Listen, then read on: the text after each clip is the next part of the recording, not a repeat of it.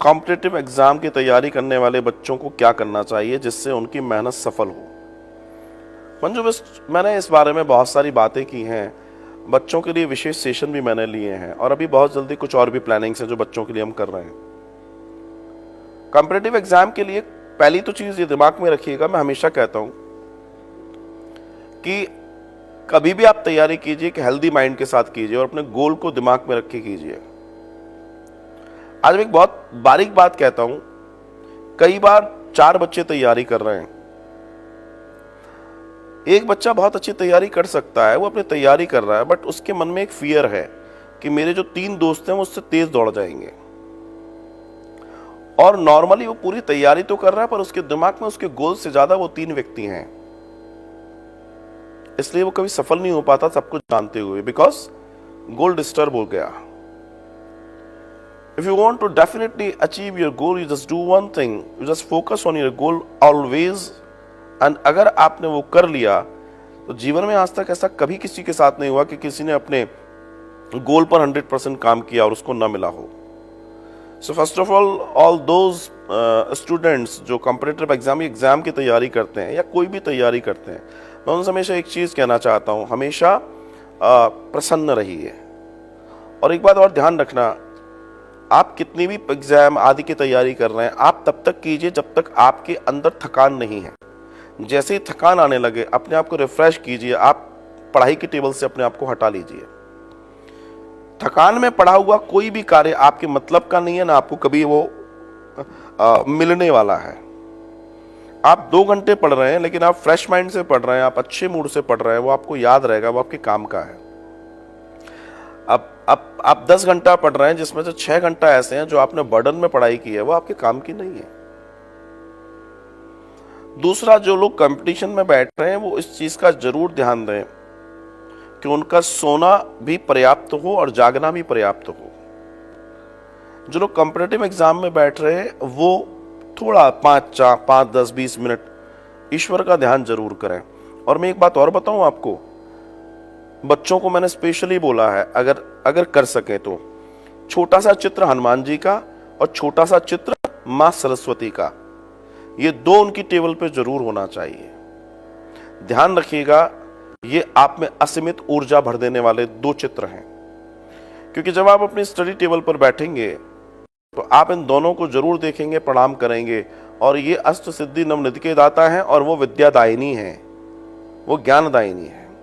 और जब इन दोनों की ऊर्जा समाहित होगी तो आपका कल्याण जरूर होगा। अपने गोल्स, अपने टारगेट्स को लिखिए सामने एंड उन पर उनको पढ़िए, आप सक्सेस हो जाएंगे। सफलता किसी से भी अछूती नहीं है, बनस्पत की आप सफलता को सहजता से स्वीकार कर लेना कि उसको फोबिया बनाए। ज्यादातर लोग उसको फोबिया लेते हैं, ज्यादातर लोग उससे डर जाते हैं, ज्यादातर लोग नहीं, ओ की क्या बात है। मैं तो एक बात और कहता हूं कि आप लोग कॉम्पिटिटिव एग्जाम देते हैं, अच्छी बात है, मगर आपने देखा है बहुत सारे, सबसे ज्यादा लोग एग्जाम लोग क्लर्क का देते हैं, प्यून का देते हैं या छोटी छोटी नौकरियों का देते हैं। आप मेहनत उतनी ही करते हैं, लेकिन आपके साथ बैठने वाले 50 लाख विद्यार्थी हैं जो कंपटीशन दे रहे हैं। जब मेहनत ही उतनी कर रहे हो, उतने घंटे पढ़ाई कर रहे हो, तो आईएएस आईएफएस की क्यों नहीं देते भाई? वहां कंपटीशन कम है, स्टूडेंट कम है, competition ratio of people come है। पता है प्रॉब्लम क्या है? प्रॉब्लम यह है कि तुम्हें बताया गया है कि तुम ये नहीं कर सकते, तुम ये कर सकते हो। और ये सबसे बड़ी समाज के अंदर एक नौकरी करने वाला, एक साधारण नौकरी करने वाला पिता या माँ अपने बच्चे को भी उसी कैडर में देखना चाहते हैं जिस कैडर के वो खुद हैं, क्योंकि उनकी क्षमता, उनको मालूम है इससे ज्यादा हम नहीं कर पाए, हमारा बच्चा कैसे कर लेगा। तो उसको सिक्योर लाइन दिखाना चाहता है, बेटा तू क्लर्क का एग्जाम दे दे, बेटा तू ये वाला फॉर्म भर दे, बेटा तू ये कर ले। बेटे को कभी वो ये नहीं बताना नहीं चाहते कि you just do one thing, बड़ा एग्जाम भी दो। क्यों? वहाँ कंपटीशन कम है। आप सोचो, जहाँ 50 लाख बच्चे एक साथ बैठ रहे हो एग्जाम देने और जहाँ 5 लाख कम है, लेकिन आपने कभी इस बात पे ध्यान ही नहीं दिया। आपको लगता है ये कर लेंगे, वो कर, नहीं जी।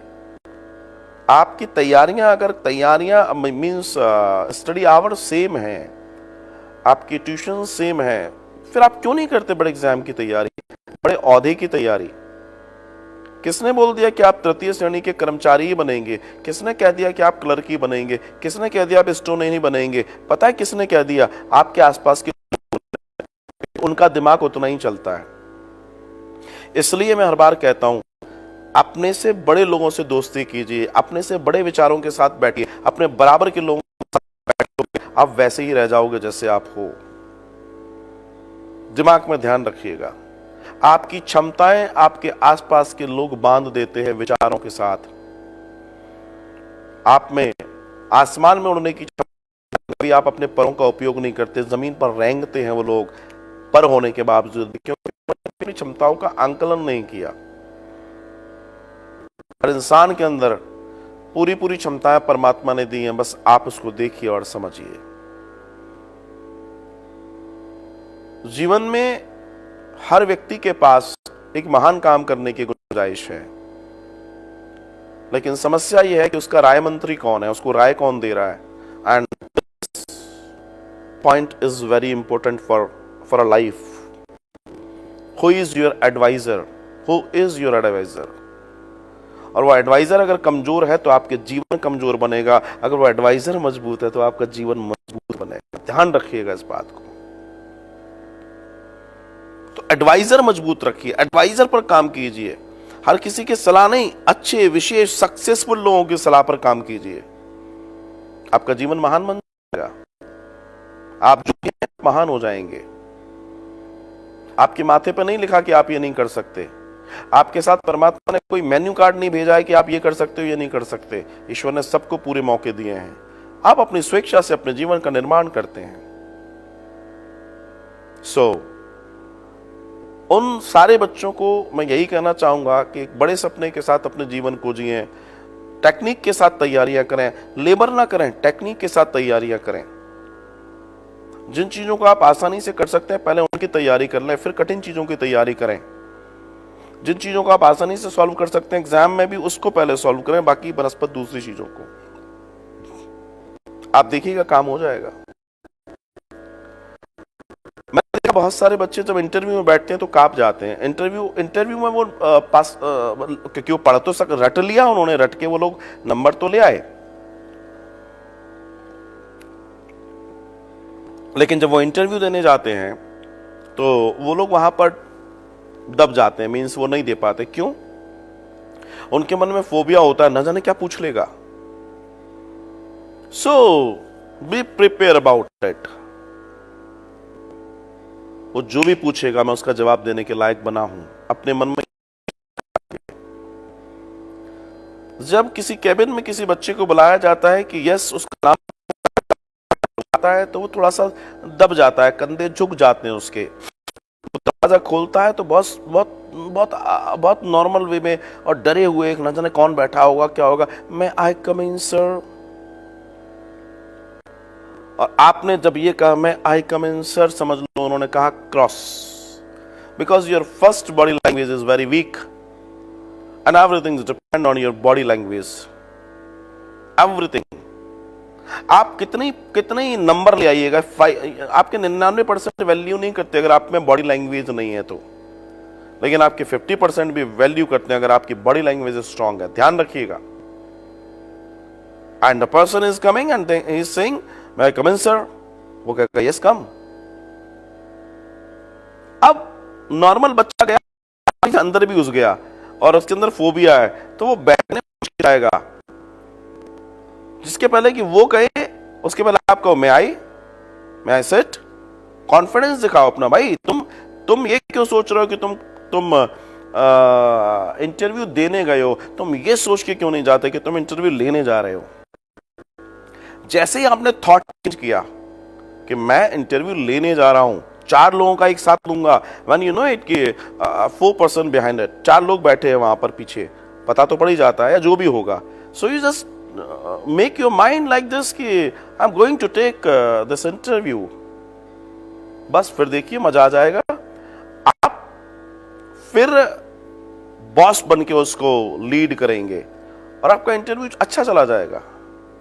लेकिन आप जब दब कर ओ मेरा सिलेक्शन होगा कि नहीं होगा। अरे नहीं होगा, होगा, इससे क्या फर्क पड़ता है। कोई एक ही बैठकर जीवन जीना है। आयाम बहुत हैं इस पूरी दुनिया में, तुम अपने आयामों को निश्चित करो, डर किस बात का। तो मेरा उन सब बच्चों को यही कहना है, अपने हौसले को बढ़ाओ, बड़े सपने देखो, पर काम करो, और किराए के सपनों के साथ मत जियो, किराए के गोल्स मत बनाओ, अपने खुद के गोल बनाओ।